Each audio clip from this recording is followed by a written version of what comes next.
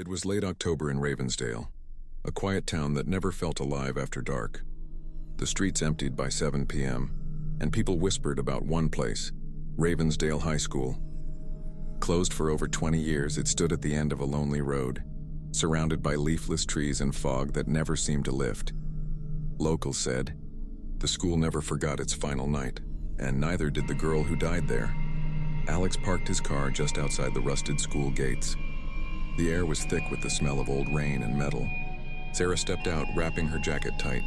Sara, Alex, are you sure about this? It's nearly midnight. Alex, smiling. That's exactly when legends wake up, Sara. Perfect time for research.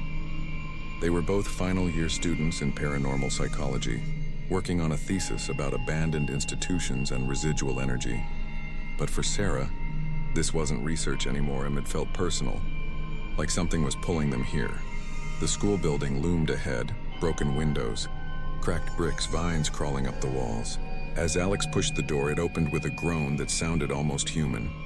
Inside was pure silence, except for the faint dripping of water from the ceiling. The hallway stretched endlessly, lockers dented and names scratched off. On one locker, faintly visible under dust, was written, Alopozdi forever. Sara brushed her fingers over it and shivered. Sara, whispering, someone really loved someone here. Alex. Or maybe still does. The flashlight flickered once. Then again, a faint giggle echoed down the hallway, distant, fragile, like the sound of a child remembering laughter. Sara froze.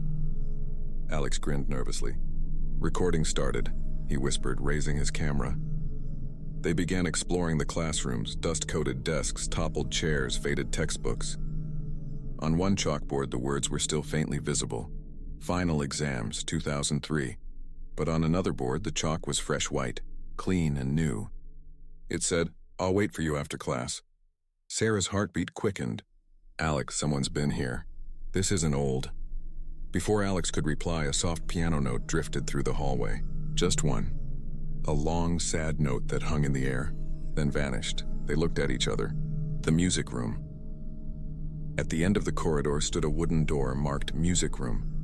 A brass sign hung crooked, half-burnt. Inside, moonlight spilled through broken glass, touching a grand piano covered in dust. Sara walked closer and noticed a single red rose resting on the piano keys. Sara, softly, it's fresh. Alex, this can't be real. Alex, maybe someone comes here at night. As Alex lifted the camera, the piano suddenly played 3 soft notes. Both froze, and then, from the corner of the room came a humming sound, gentle, almost like a lullaby. Voice, faint. Do you remember our song? Sara's flashlight flickered. There, standing by the window, was Lily, a teenage girl.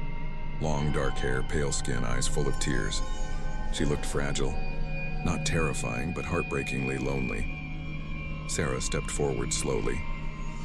Sara, who are you? The girl's lips trembled. Her voice cracked like it hadn't been used in years. Lily. My name is Lily. I used to play piano here, before the fire. The words "before the fire" echoed as the temperature dropped sharply.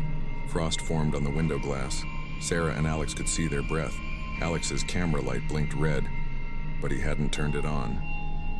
The lens pointed toward the piano and began recording on its own. The camera's screen began flickering, showing fragments of the past.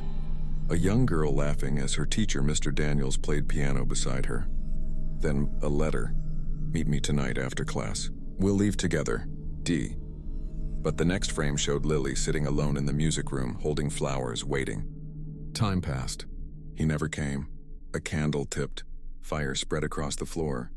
Smoke filled the air. Her scream echoed, and then silence. The image froze on her tear-streaked face, trapped behind flames. Sara covered her mouth. Alex whispered. She died waiting for him. Lily turned toward them, tears rolling down her pale face. Lily. He promised he'd come. I waited every night. I play our song. Maybe he'll hear. Sara's eyes softened. She stepped closer, whispering, Sara. He's gone, Lily, but your love, It was real. The piano played softly, the same melody from the vision. Lily smiled faintly, her image glowing softly. Lily, whisper, real love never ends. Then, like mist, she began to fade. The rose on the piano turned white. For a moment's silence. Peace. Sara wiped her tears. She's free now. Alex nodded, but something in his eyes said otherwise. As they packed their gear, Alex glanced one last time at the piano. The rose, once white, now dripped with red liquid, blood. He turned to Sara. Let's go now. They rushed out, breathing heavily, the night air cold and still. As they reached the gate, the faint sound of the piano began again. The same tune, but this time faster, angrier. Sara turned back in fear. Sara, Alex, it's playing again. Alex froze. On the broken window of the music room, a faint shadow moved. A girl, waving. By the time dawn touched Ravensdale High, Alex and Sara were already in the car. Sara leaned back, eyes closed, whispering, "At least she can rest now." Alex didn't answer. He stared out the windows at the school. In the top floor window, chalk writing slowly appeared on the blackboard. Fresh, bright. "I'll wait for you, Alex." Alex's eyes widened. He looked down at his wrist. There, faintly burned into his skin, was a piano key mark. The ghost never left. She just found someone new to wait for.